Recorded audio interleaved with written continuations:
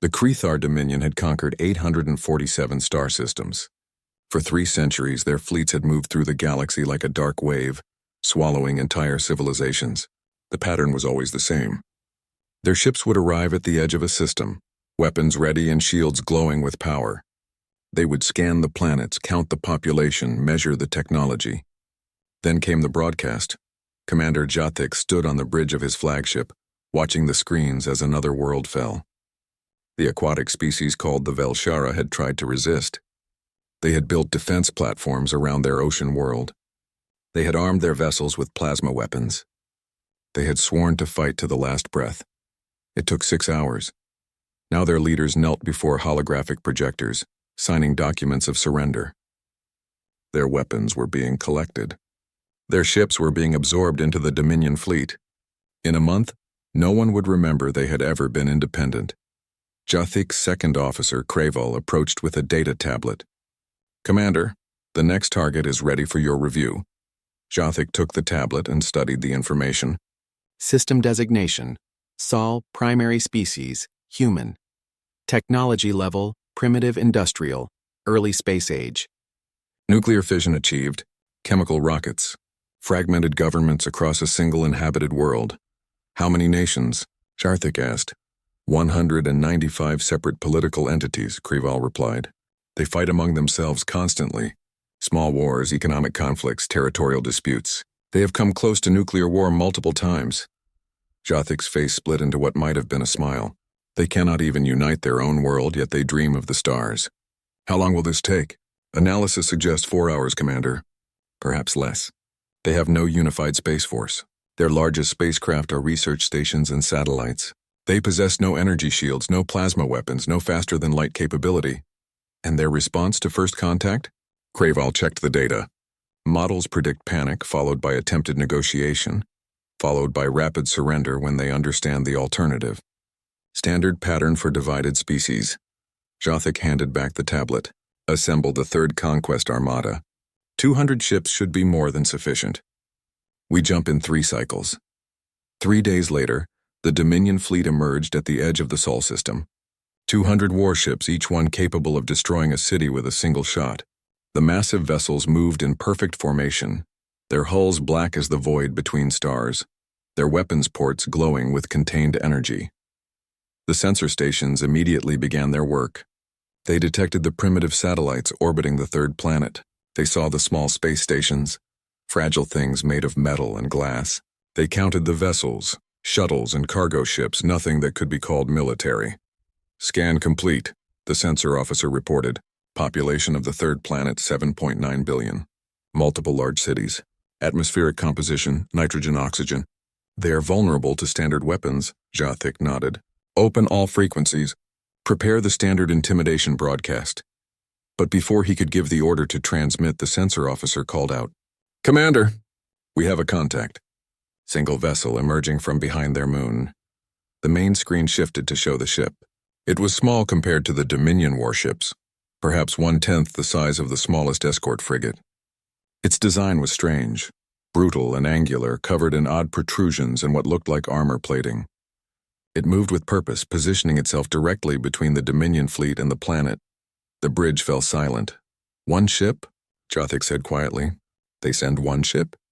"It appears to be military in design," the tactical officer reported. "But it is alone. No support vessels, no backup fleet." Kraval leaned closer to examine the screen. "It is too small to matter. Perhaps it is a diplomatic vessel, coming to negotiate terms?" The communication officer spoke up. "Sir, I am reading the hull designation. It identifies as United Earth Space Command Vessel Indomitable." Jathik studied the small ship. It hung in space, tiny and defiant, facing 200 warships with weapons that could turn worlds to ash. It did not run. It did not hide. It simply waited. "This is foolishness," Jathik said.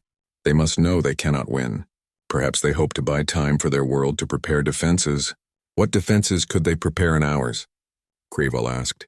"They have nothing that can harm us." Jathik made his decision. "Target the vessel. Single warning shot. Minimum power. We will vaporize this ship and show the planet below what happens to those who stand against the Dominion." The weapons officer's hands moved across the controls. Targeting locked. Particle beam charged to 20% power. Firing. A lance of blue energy shot across the void. It crossed the distance in seconds, striking the human ship directly amidships. The beam hit. The ship remained. Jothik leaned forward in his command chair. Report. Direct hit confirmed, the weapons officer said, confusion in his voice. But the target is still intact. Sensors show minor hull scoring. No significant damage. Impossible, Creevil breathed. At that range, even at reduced power, the ship should have been destroyed.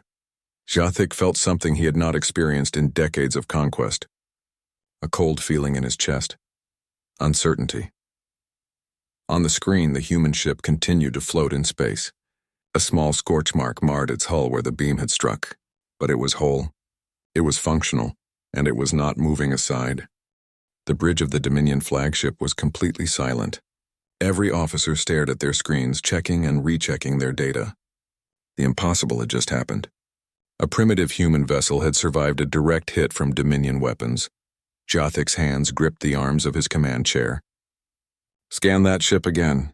Full analysis. I want to know what it is made of. The sensor officer worked frantically. Commander, the readings are strange. The hull appears to be composed of layered materials. Carbon-based composites, metallic alloys, and something else. Something our database does not recognize. Explain how it survived, Jothik demanded. I cannot, sir. The energy from our beam should have melted through any known armor at that thickness. But the ship shows minimal damage. It is as if the hull simply absorbed the impact. Creevil moved closer to the main screen, studying the human vessel. Perhaps it was a malfunction? Our weapons may have misfired. The weapons officer shook his head. Negative. All systems show normal operation. The beam fired at specified power levels. It struck the target precisely. Jothik felt anger rising in his chest. 300 years of conquest. 847 worlds. Not once had a single ship defied them like this. Not once had their weapons failed to perform as expected. Target the human vessel again, he ordered. Full power this time. Vaporize it. Sir, full power in this system will... I gave you an order. The weapons officer entered the commands. The flagship's main particle beam charged to maximum. Energy readings climbed. Warning lights flashed across the weapons console as the massive gun prepared to fire enough energy to crack a small moon. Firing. The beam that struck the Indomitable was not blue this time. It was white-hot, a stream of pure destructive force. It hit the human ship dead center. The energy was so intense that the sensors overloaded. The screen went white. Officers shielded their eyes from the glare. When the sensors cleared, everyone on the bridge leaned forward. The human ship was still there. Its hull was blackened now. Small fires burned along one side. Pieces of armor had been blown off, floating in space around the vessel.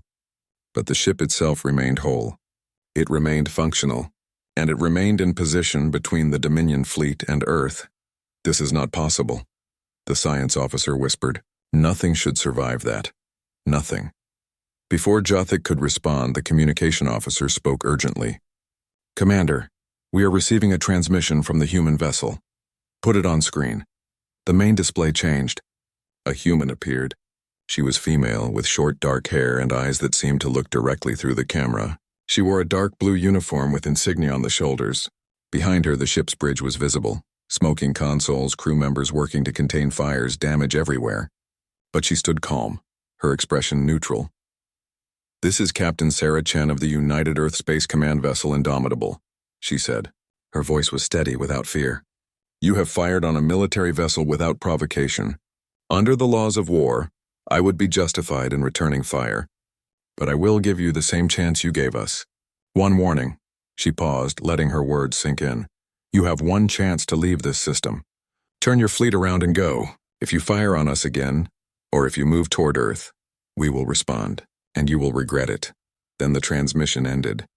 Silence filled the bridge. Several officers looked at each other in disbelief. Crevil's face showed open shock.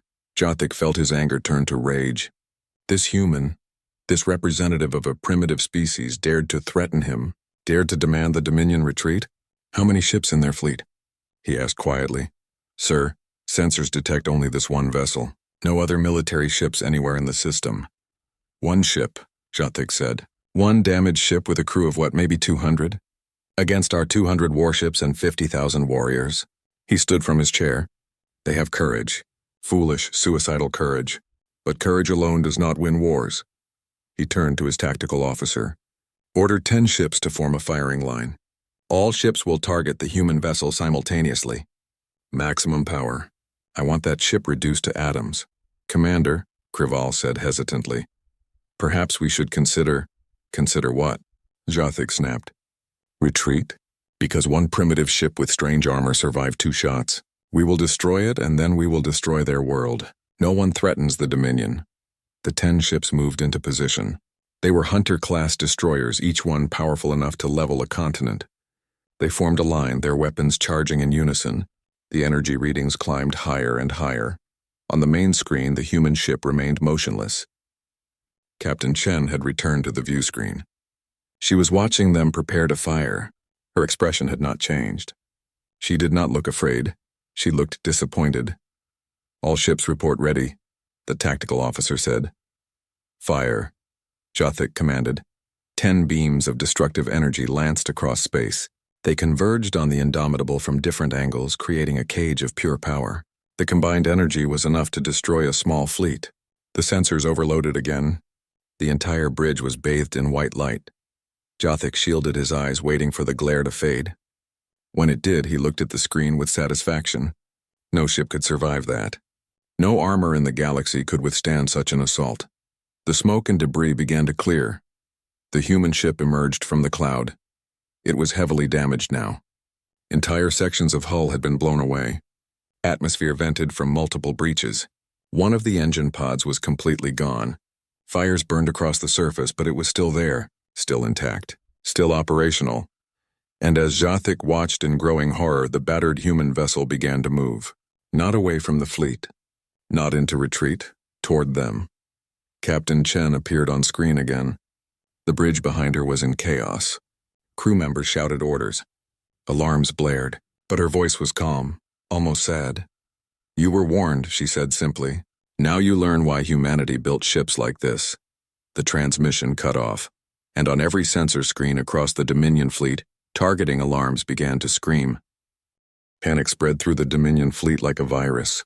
The targeting alarms meant the human ship had locked weapons onto every vessel in the formation.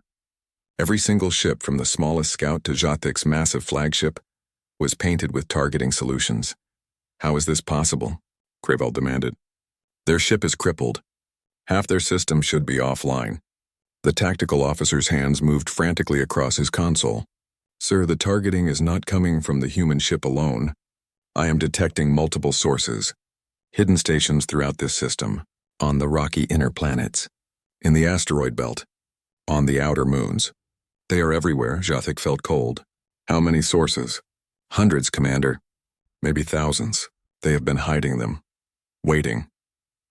Before Jothik could give orders, Captain Chen's face appeared on every screen in every ship in the Dominion fleet. Not just the flagship. Every vessel. She had overridden their entire communication network. I know what you are thinking, she said. You are thinking this is impossible. You are thinking that a primitive species cannot have this kind of technology. You are right to think that. Under normal circumstances, we would not. Behind her, crew members worked to seal hull breaches and restart damaged systems. But she stood still, her hands clasped behind her back like a teacher addressing students. Let me tell you about humanity, she continued. Let me tell you about Earth. A new image appeared on the screens. A blue and green planet, beautiful and peaceful looking from space. This is our home, Chen said. It looks gentle, does it not? But Earth is what we call a death world. The gravity is stronger than most inhabited planets. The weather is violent and unpredictable. The native life is aggressive and dangerous. For millions of years, our world tried to kill us. Ice ages, volcanic eruptions, plagues, predators. Our species survived by becoming the most dangerous thing on our planet. The image changed, showing scenes of human history, ancient wars, medieval battles, modern conflicts. But then we faced something worse than nature, Chen said. We faced each other. Humans fought humans for thousands of years. We invented weapons to kill our own kind. Swords, guns, bombs, chemical weapons, biological weapons, and finally nuclear weapons. The screen showed mushroom clouds rising over cities. We split the atom and immediately used it to destroy each other. 2 cities were erased in seconds, hundreds of thousands dead, and we learned that we had created something that could end our entire species. So we built more, thousands more. We pointed them at each other and called it peace. Mutual assured destruction. If you attack me, we both die. That was our solution. Jothic listened, his mind racing. This explained nothing. These humans were self-destructive, violent, divided. They should have been easy to conquer. We came so close to ending ourselves, Chen continued. Multiple times we nearly launched every weapon we had. Computer errors, political crises, one man in a submarine with his finger on the button. We survived by luck and the actions of individuals who refused to fire. The screen changed again, showing spacecraft, early rockets, space stations, then newer vessels, military-looking. When we finally reached space, we brought our weapons with us, Chen said. Every nation wanted to be first. Every nation wanted to prove they were stronger. We did not explore space together. We militarized it. Our first orbital platforms were spy satellites. Our first moon missions were about strategic advantage. And when we started building real spacecraft, we built them with one question in mind. She paused, letting the silence draw out. Can it survive a war with other humans? The screen showed the Indomitable being constructed in orbital shipyards. Massive slabs of armor being welded into place. Redundant systems. Multiple hulls. Layer after layer of protection. This ship was not designed to fight aliens, Chen said. We did not know you existed. This ship was designed to survive human weapons. Weapons designed by humans to kill other humans. Weapons created by a species that had already proven it could build devices to destroy its own world. Jothic began to understand. Horror crept into his thoughts. Your particle beams are efficient, Chen continued. They are designed to maximize energy transfer while minimizing power consumption. They are weapons built by a species that conquers through intimidation and overwhelming force. They are meant to destroy ships that were built by species who did not expect to fight. She leaned closer to the camera. Human weapons are not efficient. They are excessive. They are redundant. They are overbuilt because we assumed our enemies would do the same. We designed our ships to survive nuclear bombardment from multiple angles. We designed them to operate with half their systems destroyed. We designed them expecting our opponents to be as paranoid and overprepared as we are. The image shifted to show weapons platforms emerging from hiding places throughout the Sol system. Hundreds of them, maybe thousands. For 50 years we have watched you conquer the galaxy, Chen said. We saw you coming long before you arrived here. We studied every battle. We analyzed every weapon. We learned your tactics. And while you were efficiently conquering worlds that surrendered, we were building weapons we hoped we would never need. Jothic's hands were shaking. How many ships? He whispered as if she could hear him. Chen answered. The Indomitable is one ship. We have 3,000 more like it hidden throughout this system. Each one can survive what you just threw at this one. Each one is armed with weapons that humans spent centuries perfecting. Weapons designed to end worlds. The tactical display showed more contacts appearing. Ships emerging from behind planets, asteroids, orbital debris. They had been there all along, hidden and waiting. You conquered 847 systems, Chen said. You did it because those species chose to surrender rather than die. They made the rational choice. They valued survival over pride. Her expression hardened. Humans are not rational when threatened. Our entire history proves that. We have nearly destroyed ourselves dozens of times rather than surrender to each other. Do you really think we will surrender to you? Cravel grabbed Jothic's arm. Commander, we need to retreat. This is not a normal first contact situation. These beings are insane, Jothic finished. They are completely insane. On the screen, Captain Chen nodded as if she agreed. Perhaps. But we are alive. And Earth will remain free. You have one more chance. Turn around and leave. Tell the Dominion that Sol is off limits. Tell them that humans would rather die fighting than live in chains. She looked directly into the camera. Directly at Jothic. Or stay and learn exactly what weapons a species builds when their greatest fear is themselves. Jothic stared at the tactical display. 3,000 ships. The number seemed impossible. His fleet had 200 vessels, and that was considered a massive force. The humans had been building in secret, preparing for a war they hoped would never come. Commander, your orders? The weapons officer asked nervously. Jothic said nothing. His mind raced through scenarios. Could this be a bluff? Could the humans be lying about their numbers? But the sensors confirmed it. Ship after ship appeared as they dropped their camouflage. They had been hidden with technology that should not exist for a species at this development level. Cravel stepped closer. Sir, we should consider strategic withdrawal. This system is not worth— No. The word came out harsh and final. Jothik's pride burned like fire in his chest. We do not retreat. We have never retreated. If we run from one system, every other species will think they can stand against us. The Dominion will collapse. Commander, these humans are different. They are bluffing. Jothik slammed his fist on the command console. 3,000 ships? Built in secret. Impossible. These are decoys. Sensor ghosts. Tricks to make us fear. He turned to the tactical officer. Order all ships. Full fleet assault. Target the human vessel and any other ships that appear. We will call their bluff and show them what real military power looks like. The orders went out across the fleet. 200 Dominion warships began moving into attack formation. Their weapons charged. Their shields activated to maximum. They had conquered hundreds of worlds. They would conquer this one too. On the screen, Captain Chen watched them prepare. She closed her eyes for a moment as if in pain. When she opened them again, she looked tired. I gave you a chance, she said quietly. Remember that. We tried to warn you. She nodded to someone off screen. Lieutenant, execute Demonstration Protocol 7. Jothik frowned. What is— The Indomitable fired, but not at the Dominion fleet. The weapon fired at an angle, toward empty space beyond the fleet's formation. A single projectile launched from the damaged human ship. It was not energy. It was not a missile. It was simply a piece of metal. The sensors tracked it. The object was cylindrical, maybe 10 meters long. Dense, heavy, moving impossibly fast. The speed reading climbed as the sensors measured. 0.1 light speed. 0.2. 0.4. 0.6. What is that? Kreval demanded. The science officer checked the data, then rechecked it. It appears to be a kinetic weapon. A simple mass accelerated to relativistic speed. But that is impossible. The energy requirements to accelerate even a small mass to that velocity would require 0.9 light speed. The tactical officer interrupted. Still accelerating. Projected path takes it past our fleet formation at a distance of 50,000 kilometers. Jothik watched the projectile on the tactical display. It was going to miss them completely. The humans had fired and missed. More proof this was all theatrics. The metal cylinder passed through the empty space beside the Dominion fleet.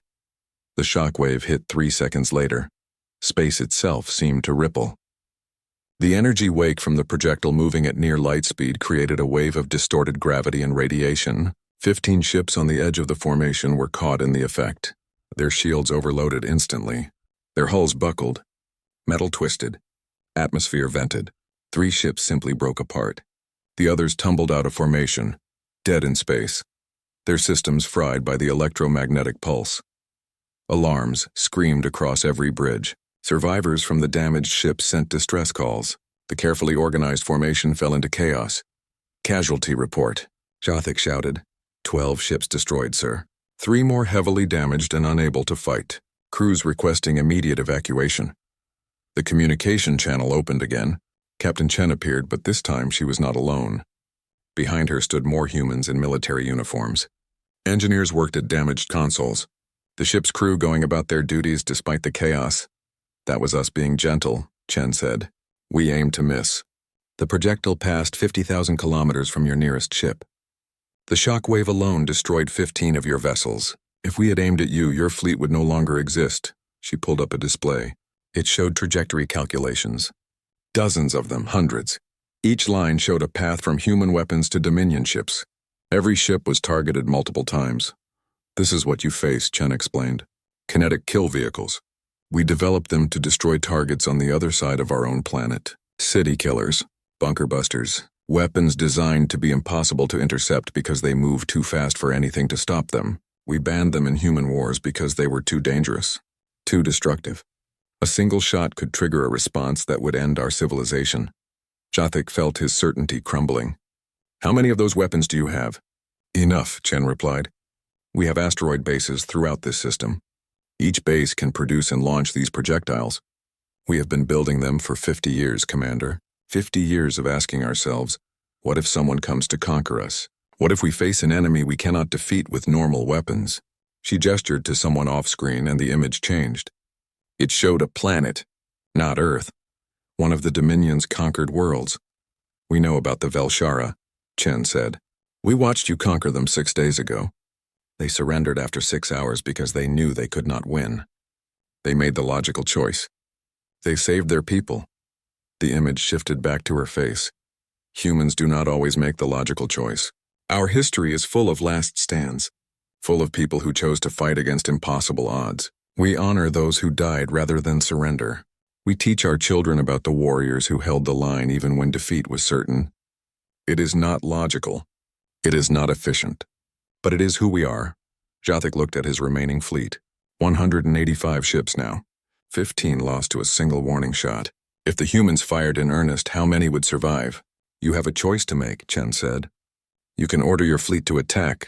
Some of you will survive long enough to fire your weapons.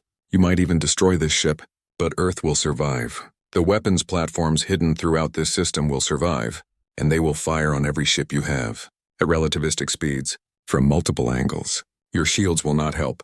Your armor will not save you. She leaned forward, her voice dropping. Or you can leave. Turn your fleet around and go home. Tell the Dominion that you found a species that refuses to be conquered. Tell them that Earth is protected by humans who would rather burn their own world than let others take it. Silence filled the bridge of Jothik's flagship. Every officer waited for orders. Every crew member held their breath. Craval spoke softly. Commander, she is right. These beings are not like others we have conquered. They will not surrender. They will fight until they die or we do. Jothik stared at the tactical display, at the remaining ships of his fleet, at the targeting solution still locked onto every vessel, at the 3,000 human ships now visible throughout the system. His hands shook with rage, with shame, with the terrible knowledge that for the first time in 3 centuries, the Dominion had found a species it could not defeat. All ships, he said, his voice hollow, prepare to retreat. The word retreat hung in the air like poison.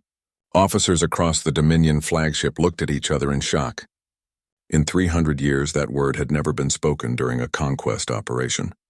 The Dominion did not retreat. The Dominion did not fail. Sir, did you say? The tactical officer began.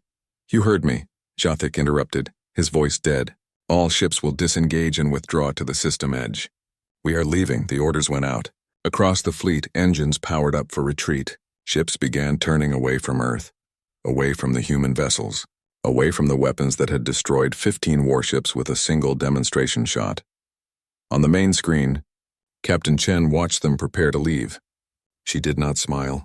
She did not celebrate. She simply nodded once, a gesture of acknowledgement. A wise choice, Commander, she said. Your ships will not be pursued. You may collect your dead and damaged vessels. We will give you 6 hours to leave our system. After that, any Dominion ship remaining in Sol space will be considered hostile and will be destroyed. Jothik wanted to respond with anger, with threats, with promises of return. But the words would not come. He had seen what human weapons could do. He had seen their willingness to die rather than surrender. Any threats he made would be empty. The channel closed.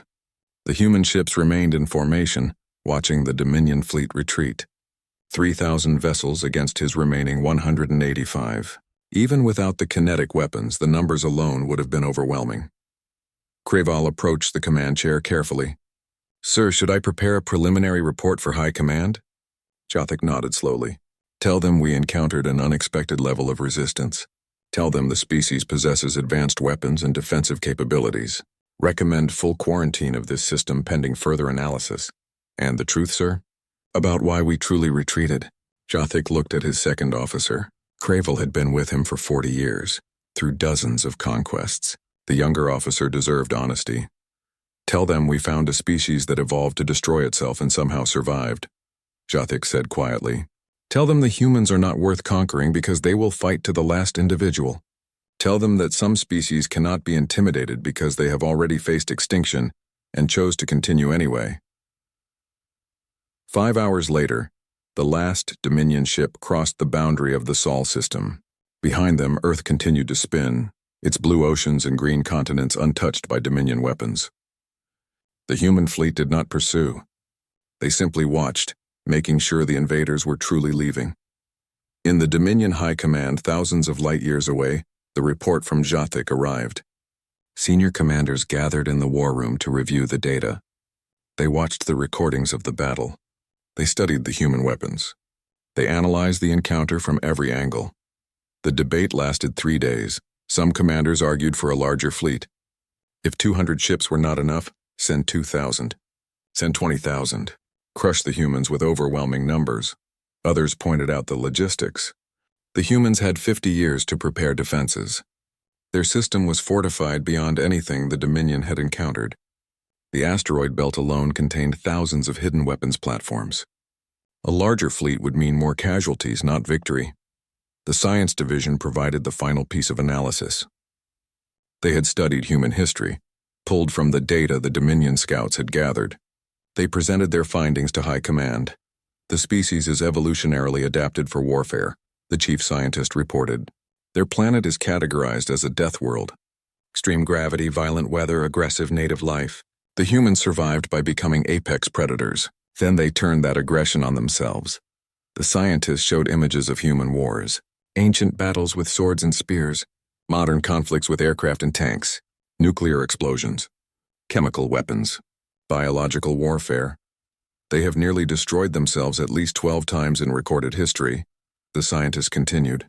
Each time they stepped back from the brink at the last moment. They possess technology to render their own planet uninhabitable, but they choose not to use it. This suggests extreme discipline combined with extreme capability. What is your recommendation? The High Commander asked. Quarantine, permanent and absolute. Mark Sol as a prohibited system.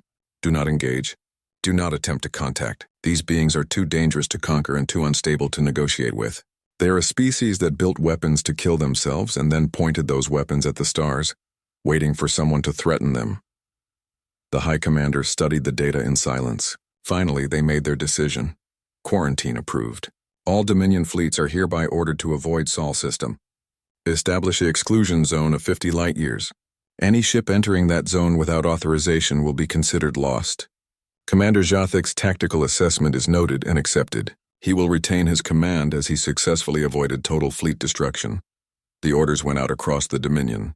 On every star chart, Sol system was marked in red. Forbidden. Off limits. A warning to all species. There are humans there, and humans are not to be disturbed. On Earth, the celebration lasted 3 days. Cities lit up with fireworks. People gathered in streets, hugging strangers, crying with relief. The governments that had nearly gone to war over who would negotiate with the aliens now stood together, united by the shared experience of facing extinction and surviving. Captain Sarah Chen returned to Earth as a hero.